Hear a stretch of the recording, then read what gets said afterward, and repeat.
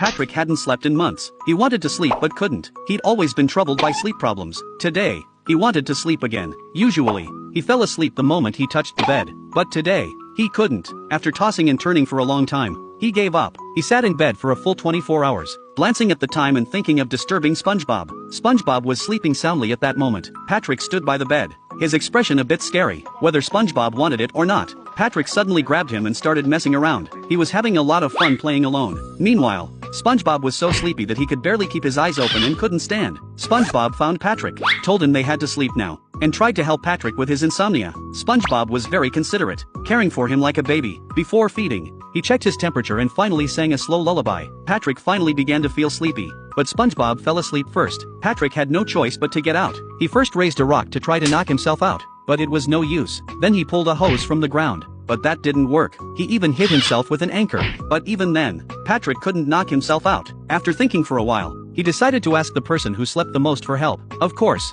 it was Squidward. Normally, Squidward would refuse, but when Patrick said he truly admired him, Squidward's attitude immediately changed. He excitedly invited Patrick in, boasted for a while, then pulled out his autobiography. Although Patrick wasn't usually very bright, he realized that this had nothing to do with sleeping, so he grabbed the hose and knocked Squidward unconscious. It seemed he had to rely on himself. He hung a sausage over his head and began running around the rock house. Soon, months passed, and the ground caved in under his feet. The sausage in his hand had turned into an old man. Unable to bear it any longer, the sausage begged Patrick to eat it. So, Patrick ate it. At this moment, SpongeBob came over and told a story, revealing that the god of sleep actually existed in this world. If he cast his mysterious mist, anyone could fall asleep. Patrick suddenly felt hopeful. He quickly fashioned a god of sleep out of sand, but it didn't seem to react. Suddenly, the supposed god of sleep disappeared. He opened the stone house and saw that it had escaped. Patrick quickly chased after the god of sleep. After catching him, he saw that it had belched out a puff of purple smoke, but in reality, it was just car exhaust. The supposed god of sleep was just Patrick's imagination. Patrick was lost in his fantasy.